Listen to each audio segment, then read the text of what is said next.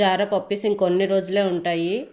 ఈ video upload చేసే టైంకి ఇంకా 2 or 3 days ఉంటాయేమో. 16th సండే ఇచ్చేస్తున్నాము జారా పప్పీస్ అనేవి.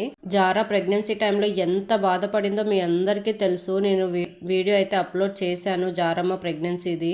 మీరు చూసి కాల్ చేసి చాలా బాధపడ్డారు మీరు కూడా నాతో పాటు. ఇప్పుడు జారమ్మ బేబీస్ ఇచ్చేస్తున్నాను, వేరే వాళ్ళకి ఇంకో ఇంటికి వెళ్ళిపోతుంది అంటే చాలా బాధగా ఉంది. నిజంగా నాకైతే చాలా బాధగా ఉంది. నేనైతే నా పిల్లల్లాగే ట్రీట్ చేస్తున్నాను. మార్నింగ్ లేచి నుంచి ఈవినింగ్ పడుకున్న వరకు అవి ఎలా ఉన్నాయి, ఏం చేస్తున్నాయి, పాలు తాగుతున్నాయా, యాక్టివ్ గా ఉన్నాయా, తింటున్నాయా, అరుస్తున్నాయా, గోల చేస్తున్నాయా, ఏడుస్తున్నాయా, ఎందుకు ఏడుస్తున్నాయి, ఇవన్నీ చూసుకున్నప్పటికీ యాజ్ ఎ మదర్ గా, యాజ్ ఎ పెట్ లవర్ గా, యాజ్ ఎ పెట్ పేరెంట్ గా ఈ వీడియో ఎవరైతే చూస్తున్నారో వాళ్ళకి అర్థం అవుతుంది. సో నేను అంతే సఫర్ అవుతున్నా.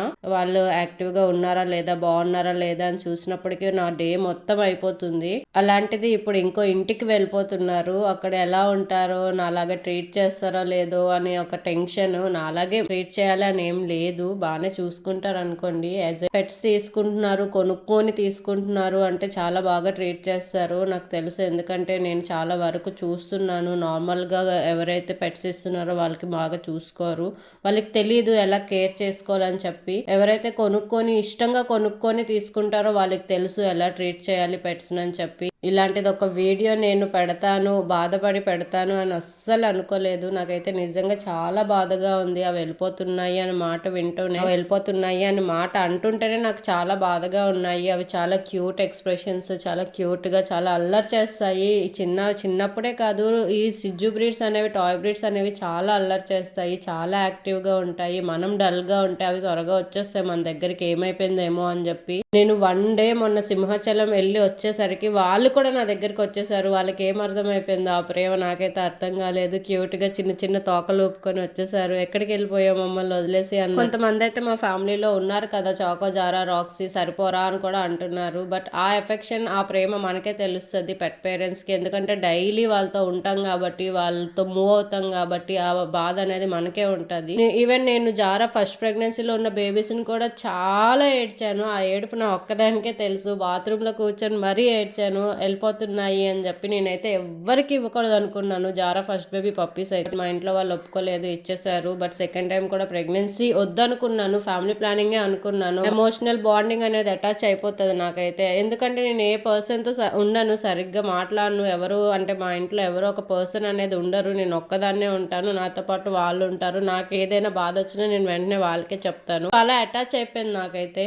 సో ఈ రోజు అవి ఉండట్లేదు నా దగ్గర అంటేనే చాలా బాధగా ఉంది. ఈవెన్ నాకన్నా ఎక్కువ రాక్సీ గారు చాలా బాధపడతాడు. అవి ఇంత సౌండ్ చేసి అర్ధరాత్రి 3కి చూసినా 2కి చూసినా అవి లేచి వాడే ఆడుతున్నాడు. వాళ్ళ మమ్మీ కూడా రావట్లేదు, జారా కూడా వెళ్ళట్లేదు పప్పీస్ దగ్గరికి. ఈవెన్ రాక్సీ గారు వచ్చి వాళ్ళతో ఆడుతున్నాడు. వాళ్ళతో ఆడి వాళ్ళు ప్యాంపర్ చేసి వాళ్ళకి ఏమైనా అయినా కూడా వీడు తీసుకోలేకపోతున్నాడు. వాడు ఎలా తీసుకుంటాడా అని నాకు ఒక థాట్ లో ఉన్నాను. మనం అంటే మనుషులం, ఫీలింగ్స్ అనేవి వేరొకరికి చెప్పుకుంటాం. అవి పప్పీస్ కదా, అవి ఎలా రియాక్ట్ అవుతాదో, మా రాక్సీ గడ్ అయితే ఎలా రియాక్ట్ అవుతాడో కూడా నాకు తెలియట్లేదు. వాడి బాధను మళ్ళీ నేను చూడాల్సి వస్తుంది. అన్ని పప్పీస్ ని ఒకే రోజు ఇచ్చేస్తున్నాను మళ్ళీ. రాక్సీ గడ్ అయితే డే 1 నుంచి నాకు తెలుసు, వాడిని చూస్తున్నాను కదా, వాడు అసలు చాలా ప్రేమ పెట్టేసుకున్నాడు పప్పీస్ మీద. పోనీ ఒక్కటి ఉంచేదాం అన్నా కూడా ఇంకా నాకు 4 పప్పీస్ అయిపోతాయి. అంటే జారమ్మ హెల్త్ కండిషన్ కూడా బాగాలేదు, దానికి ఆపరేషన్ చేయించాలి, ఫ్యామిలీ ప్లానింగ్ ఆపరేషన్ మేము ఆలోచనలో ఉన్నాము ప్రెసెంట్ అయితే. అందుకే ఏ పప్పీని ఉంచకూడదనే ఇచ్చేస్తున్నాము. లాస్ట్ టైం రాక్సీ గారిని జారా ఫస్ట్ ప్రెగ్నెన్సీ పప్పీనే, సో అలానే ఉంచాను. బట్ జారమ్మ ఎక్కువ పప్పీస్ కన్నా రాక్సీ గారితోనే ఎక్కువ ప్యాంపర్ చేస్తుంది, ఎక్కువ వాడుతూనే ఉంటుంది. తల్లి ప్రేమ ఉంటుంది, బాధపడదు అని అనుకోవట్లేదు, కానీ తల్లి ప్రేమ అనేది ఉంటుంది. వెతుకుతుంది, ఇల్లు అంతా తిరుగుతుంది. ఎందుకంటే నేను లాస్ట్ టైం బాత్రూమ్ లో పెట్టింది ఫస్ట్ డెలివరీలో, ఫస్ట్ బేబీ అయితే. నేను బాత్రూమ్ డోర్ ఓపెన్ చేసినప్పుడు అల్లా వెళ్ళి చూస్తుంది ఆ బేబీ ఉందేమో అని చెప్పి జారమ్మ అయితే. సో అదైతే వెతుకుతుంది, కంపల్సరిగా వెతుకుతుంది. తల్లి ప్రేమ అనేది ఉంటుంది జారాకి. బట్ ఎక్కువ రాక్సీ గార్డ్ అటాచ్ అయిపోయాడు. అవి లేవగానే అవి లేస్తున్నాయా లేదా, అవి దాన్ని తింటున్నాయా లేదా, నాకన్నా నేను ఇంకా తక్కువ ఉంటాను. నేను ఎడిటింగ్ చేసుకున్నప్పుడు కూడా వాడే ఎక్కువ కూర్చొని మరీ అబ్జర్వ్ చేస్తాడు రాక్సీ గార్డ్ అయితే. అవి ఏం చేస్తున్నాయి, పడుకున్నాయా, లేచున్నాయా, లేచుంటేనే వెళ్ళి ఆడతాడు, పడుకుంటే అస్సలు డిస్టర్బ్ చేయడు వాటికైతే. జారా పప్పీస్ కి స్నానం చేపించినప్పుడైనా వాడి కేర్ చూడాలి. తల్లి దగ్గరుండి ఎలా చేపిస్తాదో చిన్న పిల్లలకి అలానే రాక్సీ గాడు కూడా కూర్చొని అన్ని చూస్తాడు. అవేమైనా సౌండ్ చేస్తే వెంటనే వచ్చేస్తాడు, వదిలేసే పప్పీని అన్నట్టు చెప్తాడు.